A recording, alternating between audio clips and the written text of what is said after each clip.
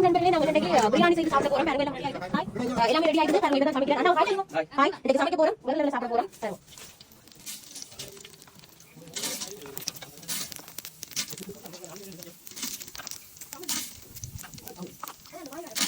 பாருங்க. இது வந்து மாதிரி இதால சொன்னத கையில பண்ணுங்க. நல்ல பிள்ளையா. அந்த பேர் நல்ல பிள்ளைங்க நல்ல பேர் பண்ணுங்க. இப்போ வந்தாங்கல்ல ஏலம் பட்டை எல்லாம் போறோம். பாருங்க. வாய்ஸ் நம்ம போறோம். ஏல வந்து வேண்டியா போறோம். லாபியா. யா கவுல கவுல.